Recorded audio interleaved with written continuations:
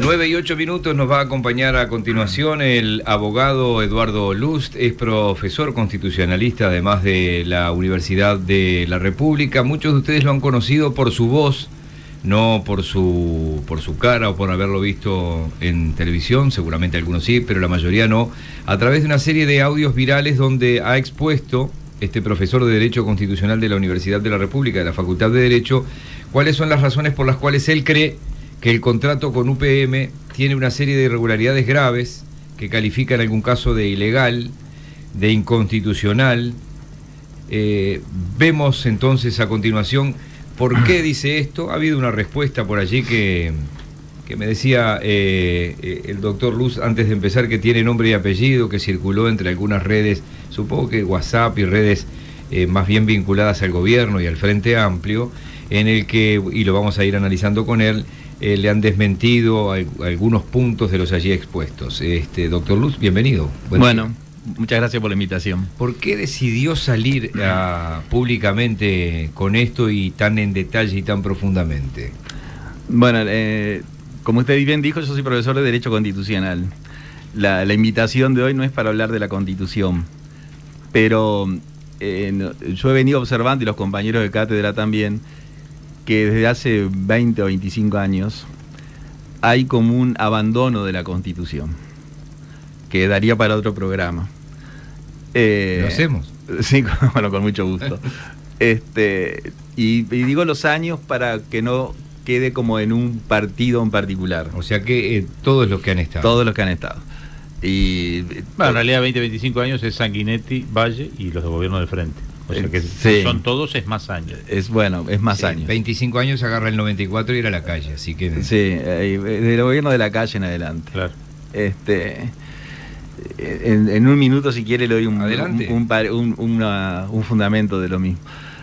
Nosotros tenemos en nuestra forma de gobierno, por un lado el Poder Ejecutivo y por otro lado la Presidencia de la República. Son dos órganos distintos. La Presidencia de la República integra el Poder Ejecutivo cuando funciona en el Consejo, pero luego tiene competencias propias.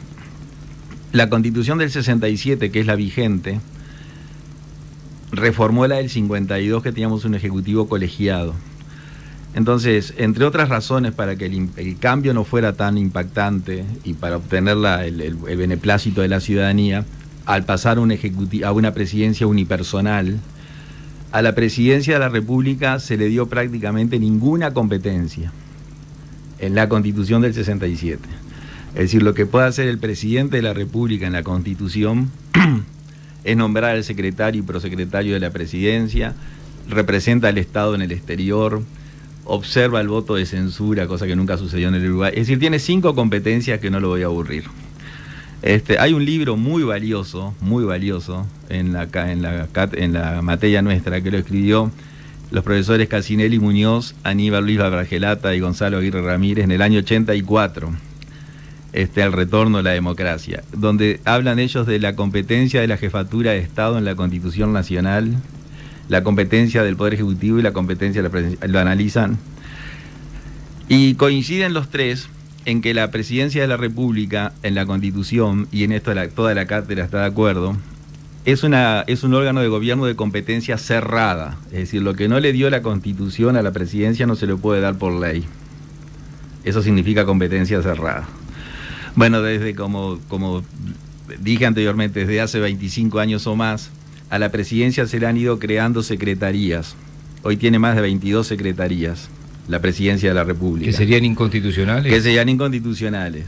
Es decir, para mí no hay duda que son inconstitucionales. Entonces hoy la Presidencia de la República, que fue pensado en un presidente que prácticamente no tuviera ninguna competencia y las tuviera todas con el Poder Ejecutivo, porque al Poder Ejecutivo se lo puede controlar, llevándolo al Parlamento, a la Presidencia de la República no se la puede controlar. Incluso el constituyente no previó ningún control para el presidente, porque como prácticamente no podía hacer nada, ¿para qué lo vamos a controlar?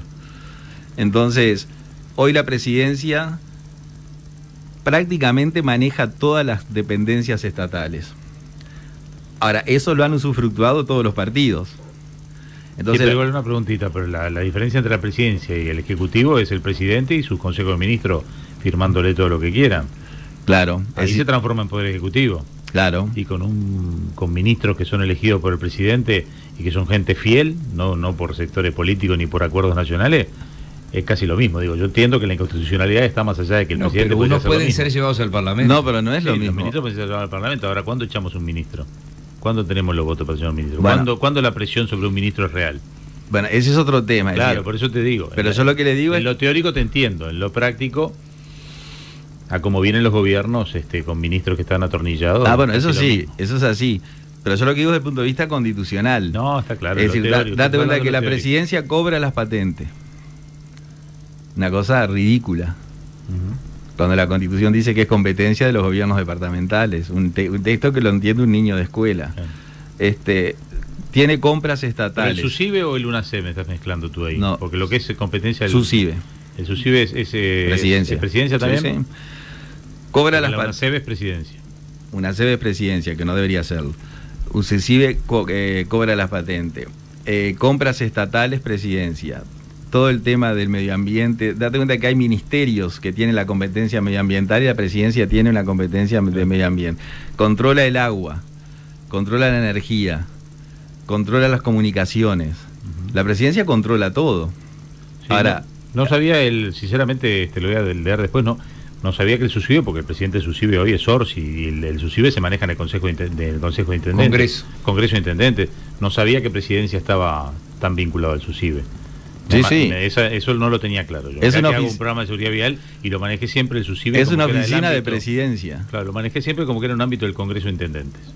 El SUSIBE es de Presidencia de la República. Mira.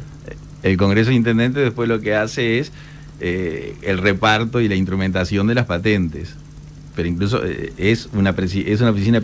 Obviamente que se creó en el gobierno de Mujica y la presidencia participó de la creación de SUSIBE, eso está claro. Claro. Pero pensé que era un ámbito municipal. No. ¿Está bien? ¿Todos los días aprende algo nuevo? Claro, no está bien. No, entonces no me quiero extender en el tema, pero me refiero que es decir, uno dice, el presidente con los ministros y todos hacen lo que el presidente dice.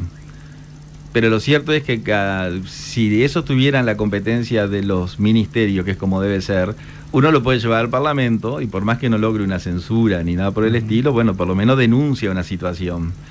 Y de esta manera, por poner solo un ejemplo del tema constitucional, o sea, de la no aplicación de la Constitución. Podría poner otros. Seguro. Vamos a ir de lo general a lo particular, sí. Como digo siempre yo. ¿Por qué es ilegal y hasta inconstitucional el contrato con UPM? El contrato de UPM es un contrato muy curioso, porque yo los audios que he hecho, bueno, primero usted me preguntó por qué los hice. Yo los hice para informar, es decir, ese fue mi objetivo. Como uno tiene acceso a los contratos y tiene la formación jurídica para analizarlo, digo, bueno, voy a hacer un audio para informar a quien lo quiera escuchar de esta situación, sabiendo que no deja de ser una opinión lo que uno dice. Yo siempre cito a un emperador de Roma, Marco Aurelio, que además era filósofo, que en el año 180 después de Cristo escribió Las Meditaciones, un ejemplar que llegó hasta nuestros días. Y en una de las meditaciones Marco Aurelio dice que todo lo que uno dice no es la verdad, es una opinión. Y todo lo que uno ve no es la realidad, es una perspectiva. Entonces yo siempre parto de ese principio, ¿no? Es decir, quiero ser respetuoso de que puedo estar equivocado, pero yo analizo con objetividad. El contrato de UPM es un contrato que da para mucho, para un estudio muy profundo, porque primero, es el que permite o permitiría la instalación de la tercera planta de celulosa. Nosotros tenemos 2 plantas más, la llamada UPM 1 y Montes del Plata en Colonia. En esas 2 plantas de celulosa no hubo contrato. Es decir, vinieron los inversores, propusieron hacer la inversión y los gobiernos de la época le dijeron que bueno, que amparado en la ley de promoción de inversiones, en virtud de la inversión importante que era, el gobierno los incluía en la promoción de inversiones, que lo que le permite al gobierno es exonerar todos los impuestos, menos los aportes al BPS. Entonces, así se hizo, es decir, que todo lo que Montes del Plata necesitó lo construyó. y todo lo que UPM1 necesitó lo construyó. Lo que hizo el gobierno fue darle la zona franca en toda la extensión de donde ellos se instalan y la exoneración tributaria total. Ahora, el contrato con UPM2, digamos, en esta tercera planta hay un contrato. Entonces, en el contrato se dice que la empresa finlandesa está en búsqueda de nuevos lugares para invertir, para expandir sus negocios, lo que está bien. Y que con esa perspectiva, con esa visión, entró en contactos con el gobierno uruguayo a los efectos de ver si podía hacer en el Uruguay esa inversión. Eso es un preámbulo que tiene el contrato, que tiene 91 páginas.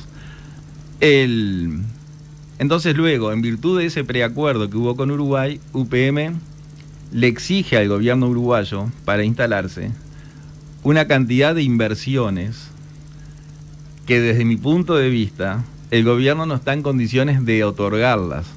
Porque el gobierno dice, para permitir la planta de UPM yo me baso en la ley de promoción de inversión. Y la ley de promoción de inversión lo que dice es que le puede exonerar impuestos, nada más. Entonces hay una cantidad de obligaciones que el Estado uruguayo asume para que UPM vea si se instala o no. Porque aunque Uruguay haga todo, UPM está en condiciones de decir... lo tiene que comunicar en los próximos meses. Exactamente. Entonces, ya de entrada hay una ilegalidad porque hay un contrato que se funda en una ley que no le permite hacer lo que hace, lo que dice el contrato. Se extralimita en lo que le da. La ley no le permite directamente darle todo lo que le da.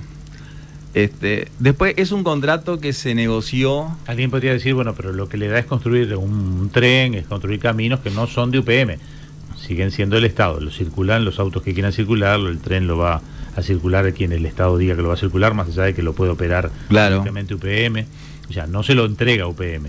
Las rutas no son propiedad de UPM. No se lo entrega, no. No, eso está claro. Se compromete a hacerlas, eso es verdad. Se compromete a hacer, es decir, el Estado uruguayo se compromete a hacerle a una fábrica, porque en última instancia es eso, lo que no se ha comprometido a hacer para nadie. Claro, le promete accesibilidad y salida a la planta, en una palabra. Pero lo que pasa es que también llegó un momento que Uruguay en sí mismo, para muchos inversores, se ha transformado en locaciones sitiadas, es decir, no hay rutas para acceder y irse, es decir, sí. Es una realidad. Sí.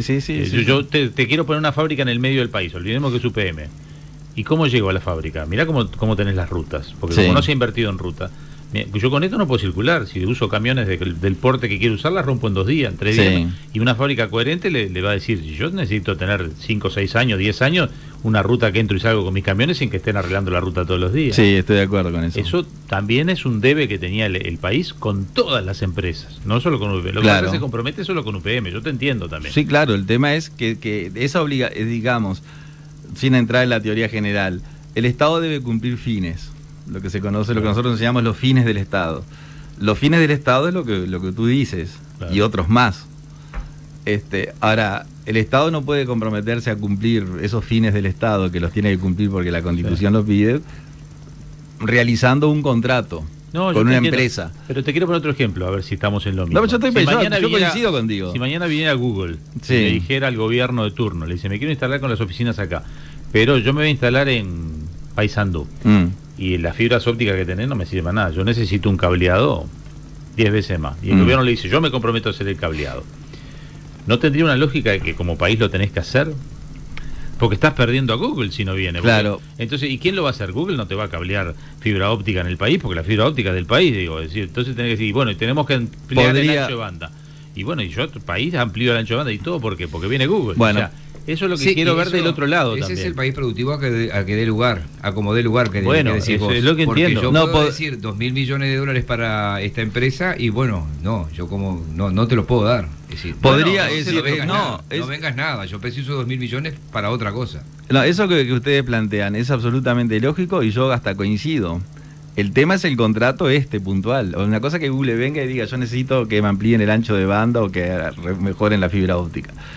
Y otra cosa que en el contrato se establezca que Uruguay deberá construir un nuevo trazado de una vía férrea. Sí, que si no está UPM, eso es mentira lo que nos han dicho. Exactamente. Que va a ser igual.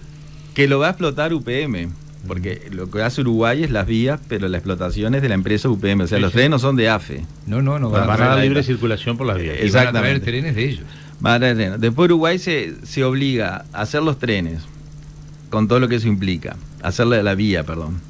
Se obliga a mejorar toda la red vial, que está muy bien, a permitir el transporte de camiones trenes, que son camiones con 3 horras, adaptar los peajes para ese pesaje, a reforzar los puentes, a enviar proyectos a la enseñanza para adecuar la enseñanza a las necesidades de los técnicos de UPM.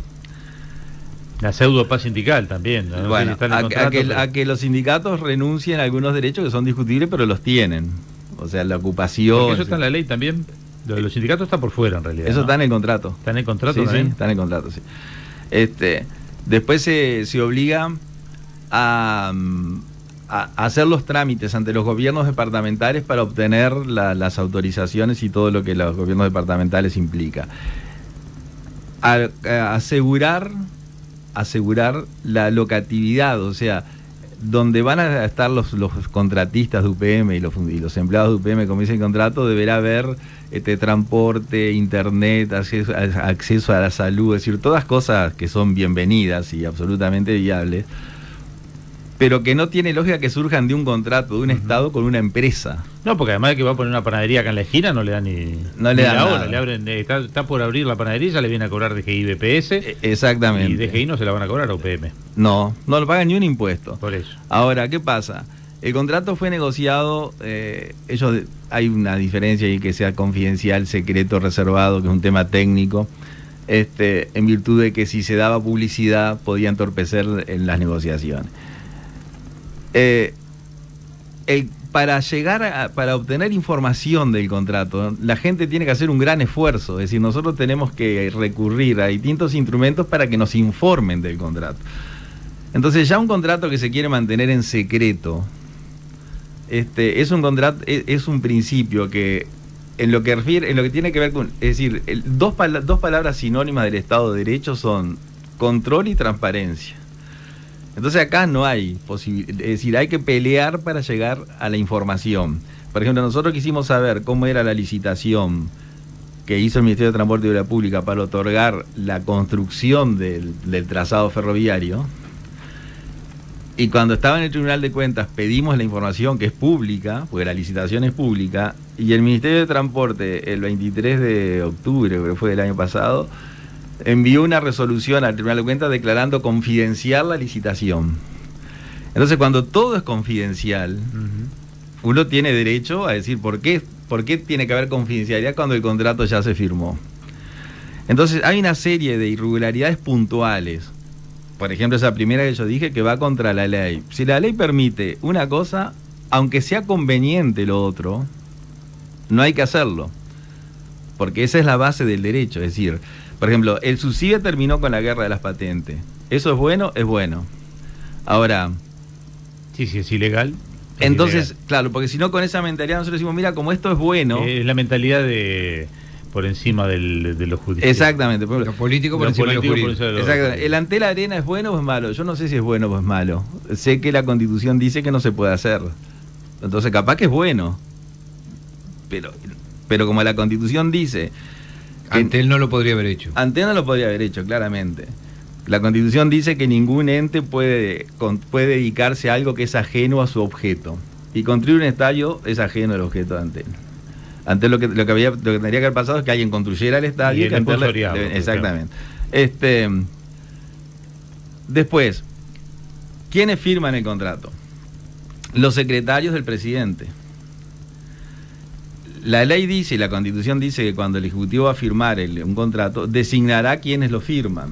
O sea, va a designar a quienes lo firman. Ahora, un contrato de esta importancia, que lo resuelve el Poder Ejecutivo, porque acá es un tema de competencia, es competencia del Poder Ejecutivo, no de la Presidencia de la República. Y como es competencia del Poder Ejecutivo, lo aprueba el Poder Ejecutivo. Ahora, cuando lo tiene que firmar... la ley dice que el Poder Ejecutivo designará a quienes lo firman. Ahora acá designa 2 personas que no pertenecen al Poder Ejecutivo, que son funcionarios de la Presidencia de la República. Es decir, son los secretarios del presidente los que firman el contrato. Que es el secretario literalmente y el director de la OPP. Es el secretario, el prosecretario y el director de la OPP, que es una secretaría de presidencia. Entonces, el secretario y el prosecretario son los secretarios del presidente. Y el director de la OPP es una secretaría. Entonces, no tiene lógica y además no se puede hacer, porque no hay delegación de competencias de un órgano a otro órgano. La delegación tiene que ser, es un tema técnico, tiene que ser intraórgano. Entonces, el Poder Ejecutivo podría haber designado a cualquier integrante del Poder Ejecutivo. A cualquier ministro, por ejemplo. Exactamente. Un par de ministros que firmaron. Ya está. Sin embargo, designó personas que, si bien puede concurrir al Consejo de Ministros como secretarios del presidente, pueden ir. O sea que cuando te contestan desde el Frente Amplio que el Consejo de Ministros aprobó el contrato y designó al director de la OPP, al secretario y al prosecretario de la Presidencia, no es que no hayan hecho eso, sino que no podían haberlo hecho. Exactamente. Aunque hayan hecho eso, está mal igual. Para mí lo sí. que te contestaron está mal. Para mí sí, pero además otra cosa, la resolución que designó al secretario y prosecretario de la Presidencia a firmar el contrato, no la hicieron pública hasta que nosotros denunciamos quiénes habían sido los que firmaron. Claro. No se publicó en la página de Presidencia. Te lo dijeron después. Lo dijeron, es decir, es todo secreto. Vamos a hacer una pausa y vamos a seguir escuchando al doctor Eduardo Lust. Una pregunta para una respuesta muy breve antes de la pausa. ¿El contrato hoy está al alcance de la ciudadanía? Sí, claro. Ahora sí. Ahora sí, se puede acceder al contrato. Minutos finales con el doctor Eduardo Lust, profesor de Derecho Constitucional de la Universidad de la República, abogado, obviamente. Jorge. Sí, quería hacerte una pregunta con respecto a todo esto de los contratos ilegales. Me hacían una pregunta por acá. Si el contrato está mal firmado, ¿no? Si esto llegaras a tener razón y esto es inconstitucional, y viene un nuevo gobierno y dice, yo esto no lo voy a seguir, ¿se puede volver atrás con todo esto? Es decir, ¿puede que le digan a UPM no te instales y yo no pago nada porque en definitiva este contrato nunca fue válido? Claro, no se puede volver atrás. No se puede volver atrás porque el propio contrato establece la fecha límite para pronunciarse sobre si se instalan o no. Y eso es otro dato muy curioso. Es justito antes de que asuma el nuevo gobierno. No es antes, es el día.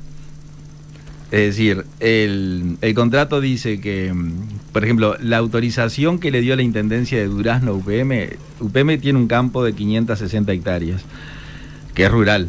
En zona rural no puede haber actividad industrial, pues tiene que ser suburbana. Entonces lo que hizo la Intendencia fue, en el medio del campo, declaró una zona suburbana, claro, para que la empresa se instalara. Es un poco concepto... ¿quién era que lo decía? Uno de los Beatles, creo que lo decía. ¿Por qué no construyen las ciudades en medio del campo, no? Sí, yo que sé, decían tantas cosas. Bueno, ya le ganaron de mano. Ya le ganaron de mano. Bueno, lo cierto es que la Intendencia otorga, o sea, hace la recategorización del suelo de rural a suburbano para que la planta se instale. Pero el decreto municipal que hace eso, que el intendente lo puede hacer, tiene competencia para recategorizar los suelos, dice que si al 15 de febrero del 2020, que es cuando asume el nuevo Poder Legislativo, el 15 de febrero, UPM no contestó, no confirmó la inversión, los campos se retrotraen a rurales. O sea, que tiene a medida. Está por escrito eso, yo tengo la resolución. Entonces, el nuevo gobierno, yo he escuchado, por ejemplo, dirigentes de todos los partidos políticos, que ninguno está en contra abiertamente de la inversión, como en lo personal yo tampoco estoy en contra, aunque no importa lo que yo piense porque yo no soy nadie. Es más, UPM1 y Monte del Plata me parece algo beneficioso.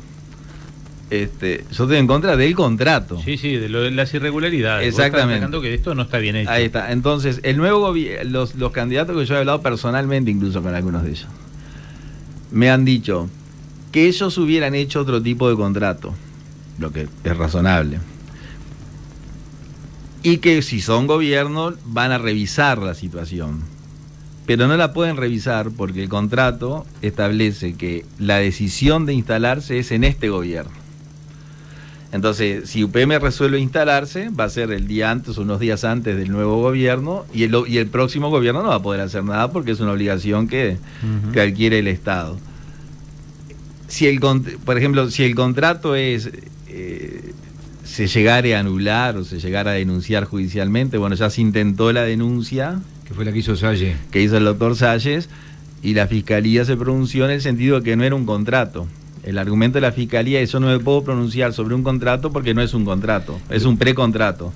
Sin perjuicio de lo cual el contrato todo el tiempo habla del contrato, ¿no? En algún momento de la charla, en la primera parte, usted dijo: en esto estamos de acuerdo toda la cátedra porque ustedes hablan entre ustedes, eso. Sí. Y la pregunta de Jorge, y la respuesta es lo más grave de todo, más grave que todo lo que usted habló en los 10 audios, que dice: no se puede volver atrás. Entonces tenemos, por ejemplo, un tribunal de cuentas que hace 10 llamados de atención y no importa, le caminan por arriba. Es decir, es totalmente el cohete la existencia por momento del tribunal de cuentas. Hay una cantidad de dependencias que son inconstitucionales en la Presidencia de la República, pero ningún gobierno del signo que sea la va a modificar, y capaz que hasta agrega más. Y este contrato no se puede volver marcha atrás y nace inconstitucional. Y entonces, el que nos está escuchando del otro lado, ¿qué dice? ¿Qué les están enseñando ustedes en la facultad ahora a los alumnos? Porque en algún momento usted les hará un raconto. Todo esto es inconstitucional. Y yo levanto la mano y entonces, y se lo pregunto a usted ahora, ¿y entonces? Bueno, ¿hay que convivir con todas estas irregularidades para siempre? Solo que lo que yo, por eso habría que hacer otro programa. Lo que a mí me parece es que desde hace muchos años en el Uruguay hay un apartamiento de la Constitución. Y es más, por ejemplo, mire usted lo siguiente: nosotros teníamos la Constitución de 1830 a 1918, que no se aplicó. No, ahí no, el Uruguay recién estaba conformándose como Estado, o sea que la Constitución era un adorno. Era el sistema de elecciones, que era un voto indirecto. Exactamente, pero era un adorno, ¿no? Porque después la Guerra Grande hasta el 51, después la Revolución de Venancio Flores, después el militarismo, Máximo Tajes, Santos y Latorre. Y se toma en cuenta que algo se usó desde el 1904 en adelante. Ahí está, con el advenimiento del vallismo. Exactamente. Ahora ahí, en esa época histórica, la Constitución de 1830 era prácticamente irreformable. No había forma. No, había forma, pero era tan difícil que llevaba 6 años reformarla. Y un poco les pasó cuando Valle Ordóñez tira eso, pasaron unos cuantos años. Claro. La mejor manera de cambiar la Constitución era con golpe de Estado, yo voy a decir. Exactamente, es así. Entonces, pero miren lo que hicieron. En el año 1908 se reformó el sistema de reformarla. Algo muy curioso, que se terminó en el 12. Y gracias a esa reforma del sistema de reformarla sale la Constitución del 18.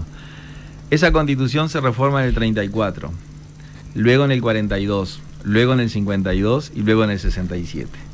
Ahora, la pregunta es: ¿por qué del 67 al 19, que han transcurrido 52 años, no se reformó más la Constitución? Bueno, tuvo la reforma del 96, que también era electoral, básicamente. Claro, pero nosotros cuando hablamos de reforma... Sí, una Constitución entera, ¿no? Exactamente, es decir, una nueva Constitución. Entonces, la respuesta a esa pregunta de por qué no se ha reformado más en 52 años, con el paréntesis del gobierno cívico-militar, la dictadura, es que o hemos llegado a la mayoría de edad constitucional y no hay que reformarla porque está muy bien hecha la Constitución, o en realidad en forma pausada o en forma casi indetectable se ha ido reformando la Constitución mediante leyes inconstitucionales que han dado una nueva estructura al gobierno uruguayo, lo que hace que no sea necesario reformarla, porque de hecho ya se reformó mediante leyes lo que no se puede hacer. Bueno, también entonces con ese criterio sería un peligro reformar la Constitución, porque meterían para adentro todas las atrocidades que han hecho, que por lo menos en algún ámbito con esta Constitución son discutibles. Con esta condición son discutibles. Y sí, por como vienen haciendo los gobernantes de turno, que han sido todos, por lo que tú decís, claro, sí, que si les damos la oportunidad de reformar la Constitución, lo que van a hacer, meten para adentro lo que quieren y hacen la Constitución con las mismas atrocidades que han hecho estas leyes inconstitucionales. Y podría suceder. Y terminamos con nada para refrendarle, porque por lo menos ahora uno dice, bueno, la contracara a la Constitución, por lo menos tú que sos profesor constitucional, puedes decir, esto está mal. Claro. O alguien puede apelar a la Constitución y que la Suprema Corte de Justicia diga, esta ley es inconstitucional. Exacto. Si metemos para adentro todo lo que ya hicieron, se acabó. Mejor tener una Constitución inconstitucional. Sí, mejor, por lo menos le podemos discutir las leyes inconstitucionales. Claro, bueno, podría ser eso una solución. El tema es, la realidad nuestra, desde mi punto de vista, es ese. Es decir, hay muchos artículos de la Constitución que no se aplican. Además hay un gran desconocimiento de la Constitución. Cuando digo desconocimiento no estoy hablando de la gente común. No, los actores políticos. A nivel parlamentario, uno habla con los parlamentarios y no saben que existe eso en la Constitución. No sabía que eso estaba en la Constitución. Por ejemplo, el ejemplo que puso usted del Tribunal de Cuentas, la Constitución dice lo que hay que hacer. Si el Tribunal de Cuentas observa un gasto, cuando el Tribunal de Cuentas observa un gasto, lo observa por ilegal, no por inconveniente. El Tribunal está diciendo que el gasto es ilegal. Si el órgano que está realizando el gasto ilegal insiste en hacer lo que la Constitución le permite, la Constitución dice que el Tribunal de Cuentas informará a la Asamblea General, y la Asamblea General debe llamar al sistema orgánico de gobierno que está yendo contra un gasto observado por ilegalidad a que dé sus explicaciones. No se hace nunca. No se hace nunca. Y yo he hablado con dirigentes políticos diciéndole, si tú llegás mañana, ¿lo vas a hacer? Y me han dicho que no. ¿Me permiten 30 segundos? Sí. La Constitución dice, por ejemplo, que para ser director de un ente autónomo, usted tiene que tener condiciones funcionales, personales y técnicas. Funcionales, personales y técnicas, las tres.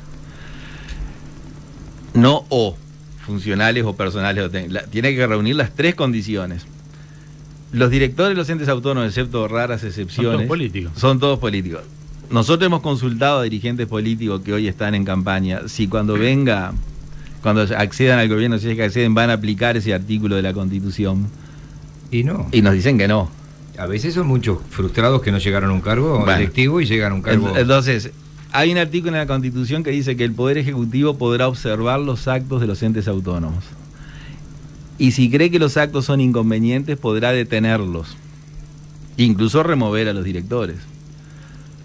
Eso no se hace. Bueno, el directorio de Ancap bajaron de un plumazo entero, ¿no? Hace 2 años. Claro, pero sin observarles los actos. O sea, todo lo que pasó con Ancap se hubiera evitado... Fue político, en definitiva. Claro. Fue político, fue un mensaje político. Exacto. O sea, todo lo que pasó con Ancap se hubiera evitado si el Ejecutivo hubiera observado como la Constitución. Entonces hay una cantidad de situaciones que están en la Constitución y que en la realidad no se reflejan. ¿Qué es lo que hace uno en la facultad? Con los estudiantes, nosotros estudiamos la Constitución, tratamos de transmitirle la capacidad de que el propio estudiante sea capaz de descubrir o de investigar las inconsistencias entre la Constitución y la realidad, y le damos nuestra opinión en el ámbito de libertad de cátedra. Se nos acabó el tiempo, pero muy cortita. Aquella idea que surgió en el gobierno de Mujica de ser un organismo superior a la Suprema Corte de Justicia para medir las inconstitucionalidades, que en un gobierno que mandó unas cuantas leyes inconstitucionales parecía como un vale todo, sí, como diciendo, olvidémonos de ese momento. ¿Es coherente o es incoherente? Es coherente, porque en Europa, todos los países europeos tienen los tribunales constitucionales.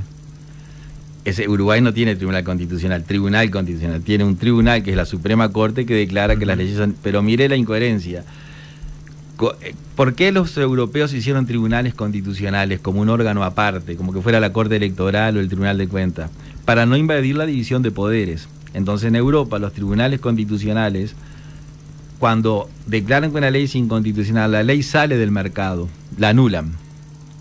Ahora, en el Uruguay, como la competencia la tiene la Suprema Corte de Justicia, para evitar que la Suprema Corte de Justicia ingrese en la competencia de otro órgano, que es el Poder Legislativo que aprueba la ley y el Ejecutivo que la promulga.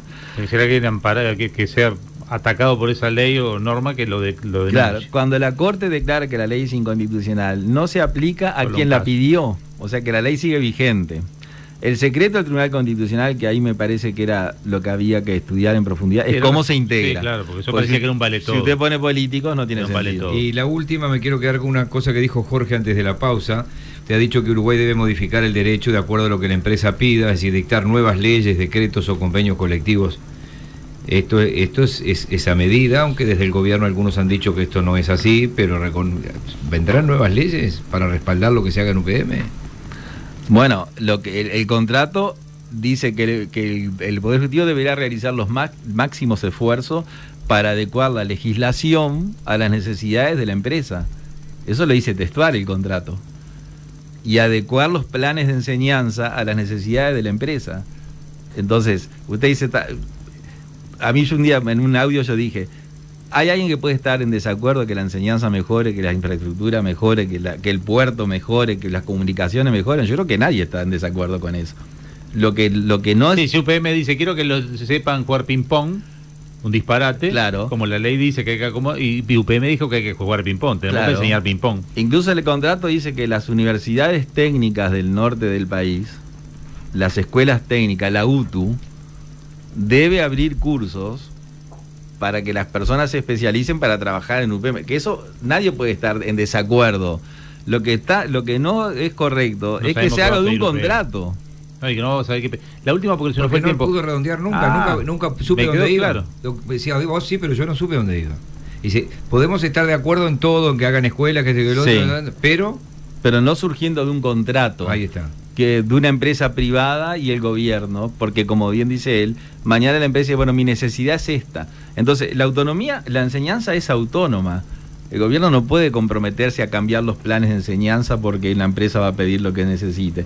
El gobierno no puede comprometerse a pasar sobre la autonomía departamental porque una empresa necesite pasar por 4 departamentos y haya que adaptar la legislación departamental a lo que la empresa le pide. Esa es la gravedad del tema. La última, ahora sí, Jorge. No, léelos en el artículo 20 y explícame qué es eso, porque el artículo 20 lo dimos como que es inentendible, es el que habla de que no son corruptos, porque en un contrato no se estila poner que uno no va a ser corrupto. Claro. Se da por hecho que uno no va a ser corrupto. Sobre todo si uno es el gobierno, ¿no? Eso es una... Si fuera la FIFA, capaz que uno dice, bueno, sí, capaz que este artículo tiene que empezar a poner. Bueno, eso es una curiosidad que tiene el contrato, que yo no la había visto en otros contratos. Siempre las computadoras se ponen a abrir. Pero dice lo siguiente, miren lo que dice el artículo 20. Lo estoy leyendo del contrato, sí. Y ustedes están viendo que lo estoy leyendo. Sí, por eso lo bromeaba con la demora. Porque el artículo 20 dice, 20, literal A. Cada parte confirma que no ha pagado ni pagará, no ha entregado ni entregará ninguna comisión en efectivo o en especie, ni beneficio de cualquier clase a alguna persona, incluido cualquier intermediario en relación con la celebración de este contrato, funcionario público o entidad gubernamental, para afectar o influir en algún acto oficial con el fin de ayudar a obtener negocios de alguna persona. Esto lo escribió el Chicho, y el inciso B dice, jaja, si hubiéramos cobrado te vamos a decir y todo. No, el inciso B, mire lo que dice, porque dice, en el inciso A dice que no ha pagado. Es tremendo. Que no ha pagado. Que venimos bárbaros por ahora. Ahora, el inciso B dice, cada parte manifiesta y garantiza a la otra que ella y sus afiliados, directa o indirectamente, a través de uno o más intermediarios, no han pagado, hecho, ofrecido, dado, recibido, prometido, autorizado ni transferido. Utilizan todo el vocabulario. Juan Carlos Yelsa. Sí, y no pagarán. O sea, ya se obligan al futuro. No harán, no ofrecerán, no darán, ni prometerán, ni autorizarán, ni transferirán, en conexión con este contrato o las operaciones asociadas,